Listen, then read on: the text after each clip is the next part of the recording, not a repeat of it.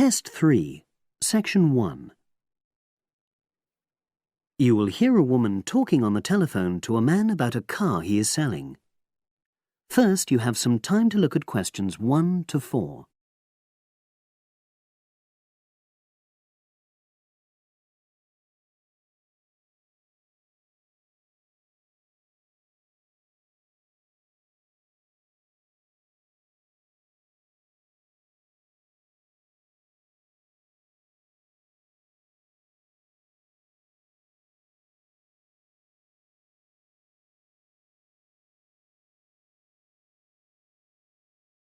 You will see that there is an example which has been done for you. On this occasion only, the conversation relating to this will be played first.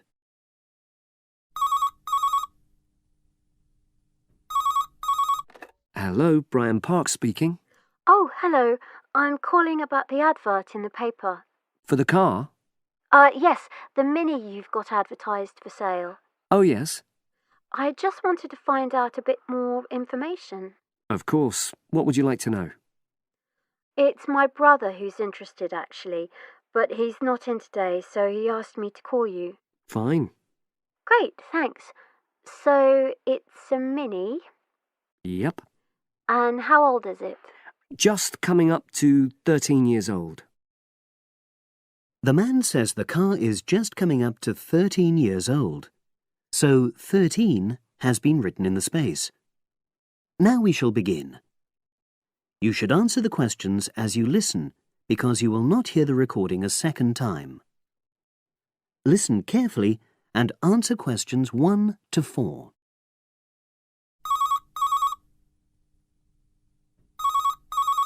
Hello, Brian Park speaking. Oh, hello. I'm calling about the advert in the paper. For the car? Yes, the Mini you've got advertised for sale. Oh, yes. I just wanted to find out a bit more information. Of course. What would you like to know? It's my brother who's interested, actually, but he's not in today, so he asked me to call you. Fine. Great, thanks. So, it's a Mini, Yep. and how old is it? Just coming up to 13 years old. And I seem to remember from the ad that it's grey. That's it. Doesn't show the dirt. Absolutely. Anyway, the colour shouldn't be a problem for Jeff. You know, the important thing is the quality. Yes, of course. And what about mileage? With it being pretty old, it's probably over 100,000? Actually, it's 40,000 less than that. 62,000 on the clock. Great! I remember now. I'm confusing it with another ad I was looking at. Right. Pleasant surprise then. Yeah. Have you been the only owner, or was there a previous one? I'm the second one. Before, it was owned by a teacher who was a very careful driver, didn't have any accidents. Very good. And what about you? What do you tend to use it for? I haven't used it all that much, mostly for shopping. You know the sort of thing. So not much wear and tear. I'll make a note of that. I know Jeff wanted me to check that. Right.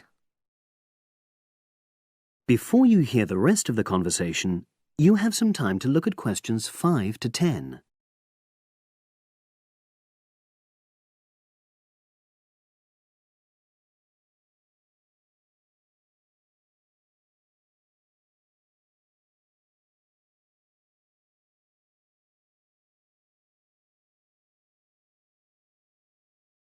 Now listen and answer questions 5 to 10.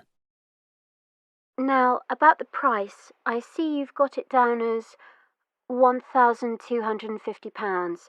I'm not sure Jeff will be able to come up with that amount. In the ad, I did say 1,250 or nearest offer. So would you be prepared to go down to 1,000? That's really too low, I'm afraid. 1,100? I might be able to go to that. OK, I'll make a note of that. What about tax? Is it due soon? Got another 5 months before it's due. Oh, that's a real plus, yes. I'll make a note of that. OK. Now, you say it's in good condition. For its age, I'd say yes, definitely. It's just been serviced and there were no major problems. Major. I'd be able to show you the service report. The only thing is, you'd have to get a new tyre in the near future. Though it's still okay, you know. It's certainly absolutely safe at the moment. Okay, fair enough. Yes, I understand. And the garage also mentioned that one headlight could probably do with replacing. They think there's a fault there, you know, intermittent. Well, we'd obviously look at all the documents, but that sounds very straightforward. Of course. I've got all the service documents up to date and you can look at those. Well, it all sounds pretty good, and I know my brother will be interested, so would it be possible for him to see the car? He's back from his trip tomorrow and away tonight, so how about tomorrow? Tomorrow? Wednesday? I'm afraid that's not possible. I'm out pretty much all day. Well, Thursday then? That'd be fine, yeah. In the morning? Yes, that'd suit me perfectly. Great. Now, you'll need my address. Oh, yes, of course. What is it? It's number 238, 238? London Road. Oh, that's easy enough. Yes, very straightforward. So I'll pass on these notes to Jeff, and he'll see you in a couple. That is the end of section 1. You now have half a minute to check your answers.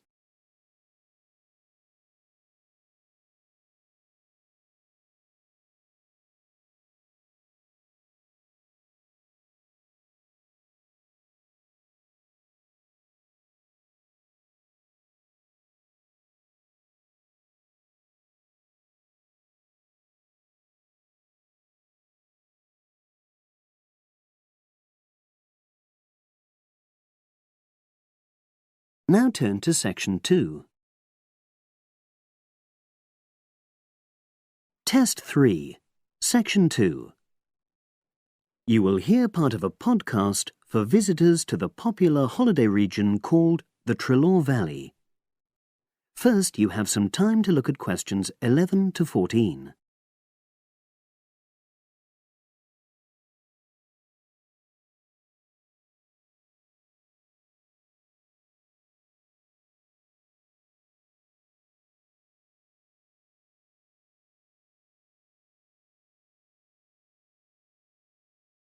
Now listen and answer questions 11 to 14. The valley and estuary of the River Tror forms an unspoilt, beautiful landscape, rich in both wildlife and sites of historic interest. There are many ways to explore the area, and public transport links are good. It is possible to leave your car behind and travel by boat, train, or bus, with just short walks in between stops. The Tror Valley passenger ferry runs between villages along the river estuary and provides a link with a train station at Barry, which is about 10 minutes' walk from the riverside village of Calton. In the past, the river was the main form of transport in the area, and as in the past, today's ferry service operates according to nature. The river estuary is tidal, and so the ferry timetable differs from day to day, according to the times and height of the tide. The ferry is also seasonal, normally running between April and September, depending on the weather. A timetable for the whole year can be downloaded from the internet by visiting www.trilorferry.co.uk. If you just want to sit and relax and enjoy the lovely scenery, you can take a river cruise to Calton and back from the nearby city of Plymouth. In the past, steamships brought early tourists along the same route. Queen Victoria and her family enjoyed such a trip in 1856. The journey is quicker these days. The round trip takes between 4 and 5 hours, depending on tides and weather. If you prefer, you can travel upriver by boat and return to Plymouth by train. All cruise boats and trains have wheelchair access. For more information and for departure times, ring Plymouth Boat Cruises on 017 528 23104. Trains run several times a day throughout the year between Calton and Plymouth, with various stops in between. They are used by both local commuters and tourists who want to enjoy the beautiful scenery. The highlight of the journey is crossing the river on the stunning viaduct, which was built at the beginning of the 20th century and towers 120 feet over the water. It is unnecessary to book, and tickets can be bought on the train. For information about fares and timetables, contact National Rail Enquiries by phone or online. The bus service in the Tror Valley now connects all train stations and villages in the area. Especially for holidaymakers, there's a Rover ticket which can be used at weekends and on national holidays and allows unlimited journeys on those days. The Rover ticket provides great value for money and is now even cheaper than it was last year. An adult ticket costs £5.50 a day. Senior citizens can travel for £4.50, and a family ticket for up to 5 people costs just £12. Tickets can be bought on the bus. Now you have some time to look at questions 15 to 20.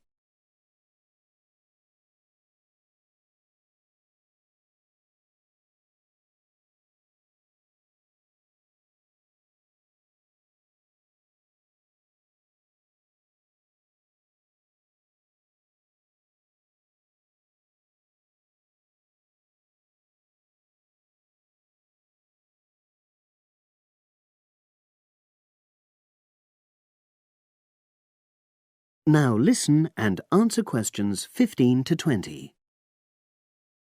At the center of the Tror estuary area is the historic riverside village of Calton. The main road comes into the village from the south, and for those of you who are arriving by bus, it turns left just before the bridge and stops in the lay-by on the left-hand side. From there, it's just a short walk to Calton's various attractions. If you're arriving by car, you have to leave it in the main car park. Go over the bridge and take the first turning on the right. Then go on until you come to the end of that road. It's the only place to park in Calton, but there's no charge. If you're interested in local history, there's a museum in Calton with farming, fishing, and household implements from the late 19th century. As you come in from the south, cross the river and go straight on the same road until you reach the end. Also, on the subject of history, you can go and see the old mill, which has recently been renovated and put back into use. Turn left before you come to the bridge, then go straight on and then take the first turning on the right. This leads straight there. If you're interested in arts and crafts, there's a potter's studio where you can watch the artist at work. After crossing the bridge, turn left, and it's the second building on the left. Finally, when you feel in need of refreshments, there's a cafe opposite the old boathouse and a picnic area near the mill. That is the end of section 2. You now have half a minute to check your answers.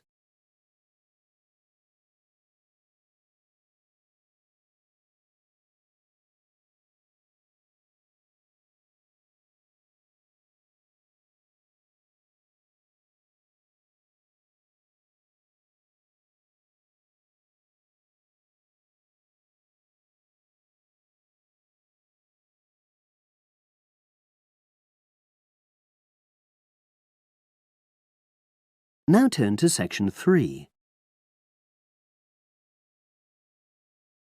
Test 3, section 3. You will hear 2 geography students talking. An older student, called Howard, is giving advice to a younger student, called Joanne, on writing her dissertation. First, you have some time to look at questions 21 to 24.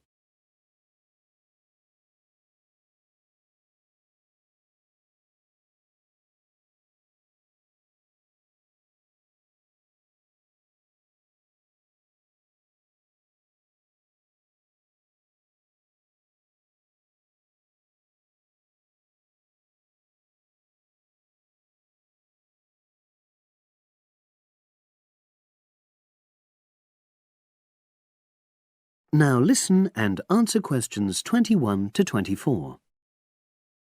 Hi, Howard. I haven't seen you for a while. Hi, Joanne.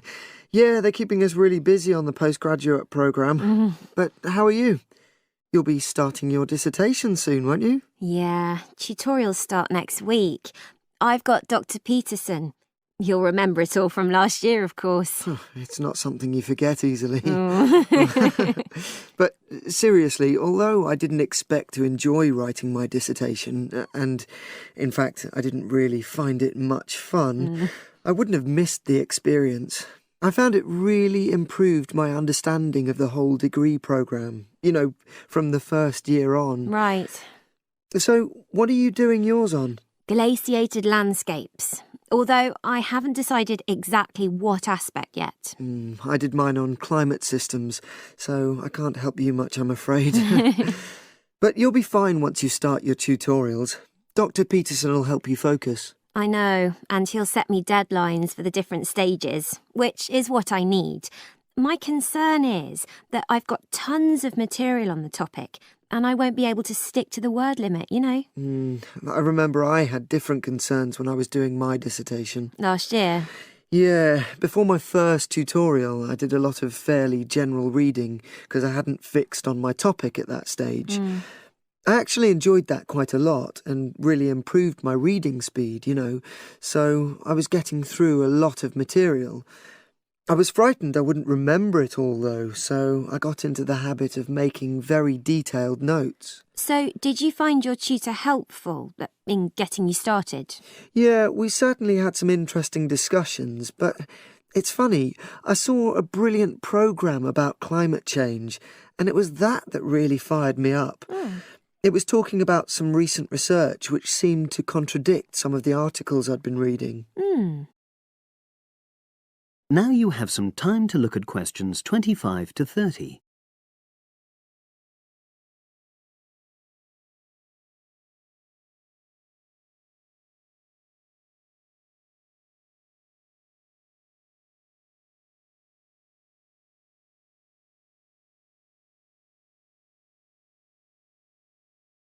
Now listen and answer questions 25 to 30. So you say your tutorials start next week? Yeah. Well, the first month's crucial. You've got to meet your tutor and decide on your focus, but don't become too dependent on him.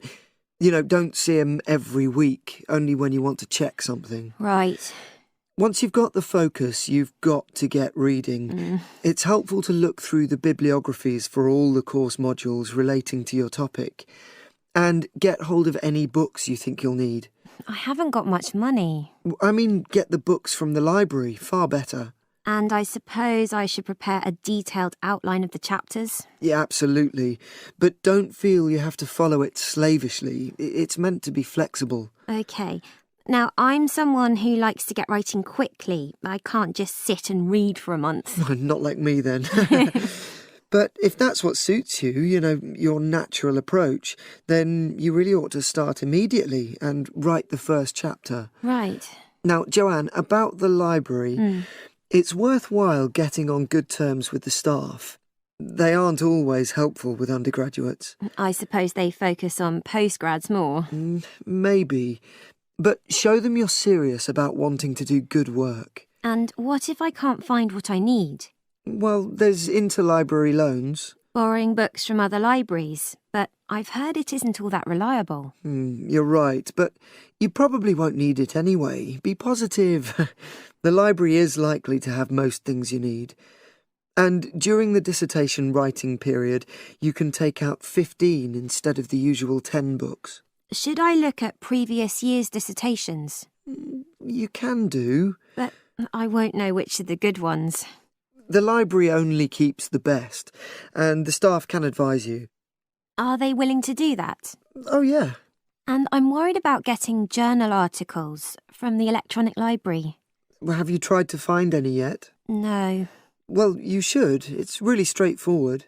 That's obviously something I'll have to look into. Dr. Peterson will help. Yeah, I know I can go to him if I have any worries. Except he will be away in the second month. It's the holidays. You should ask him what to do while he's away. Gosh, yeah. But I suppose I can get a lot of support from course mates. I know a couple of people who are thinking of doing the same topic as me. Take care. Collaboration can become dependency. I think you'd better see how that works out, what the people are like. You're probably right. About other reading, I suppose Dr. Peterson will recommend plenty of good articles to get me started. One thing I'd find out is what his attitude is to internet sources. Surely not in this day and age. I'd better get that sorted out right at the beginning. I would if I were you. And I've also got some questions about the research sections. How much time I should spend explaining the process? Well, I think that's up to you. You can see how it develops as you're writing. OK. It's the same with things like time management. That's something a tutor can't really help you with. I agree. So, is there anything else you need me to go over? That is the end of section 3. You now have half a minute to check your answers.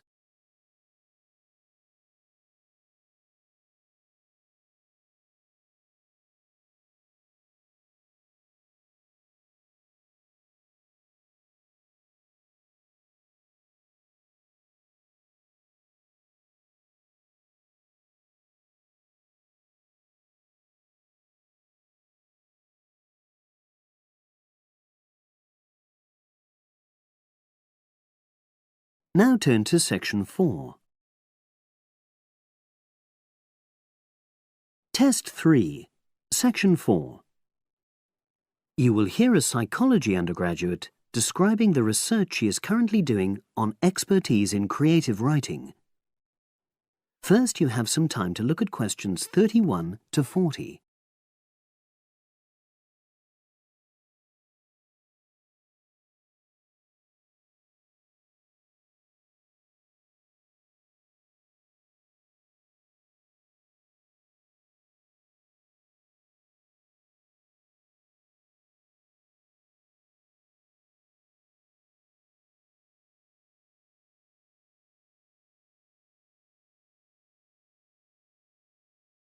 Now listen and answer questions 31 to 40.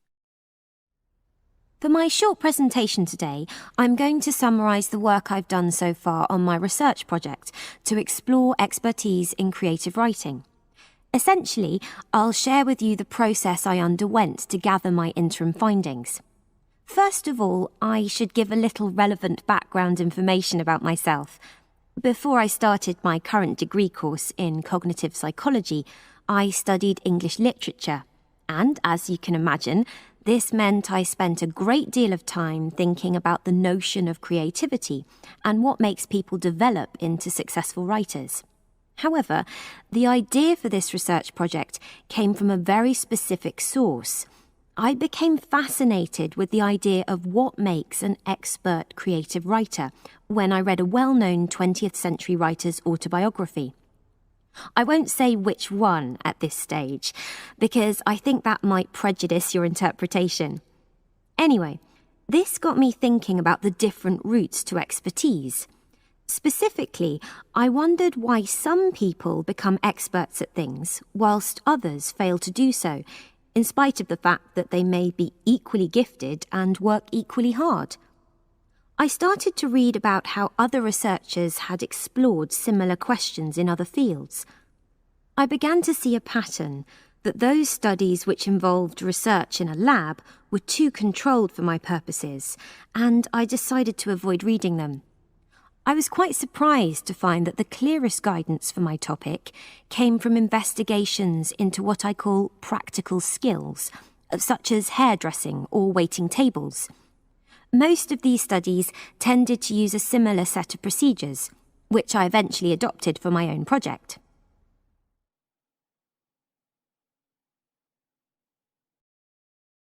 I'll now explain what these procedures were.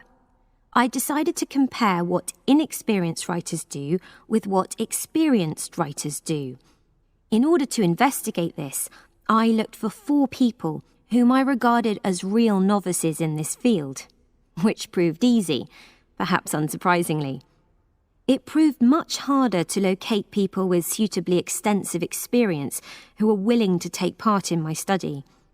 I asked the first four to do a set writing task and, as they wrote, to talk into a tape recorder, a technique known as think aloud.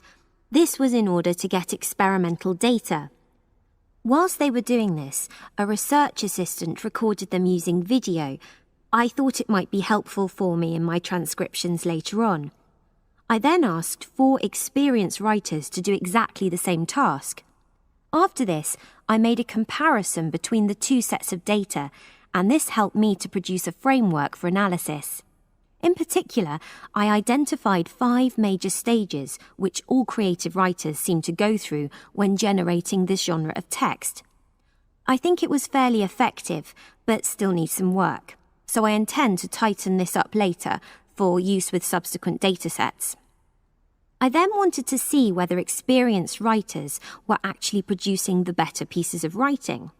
So I asked an editor, an expert in reviewing creative writing, to decide which were the best pieces of writing.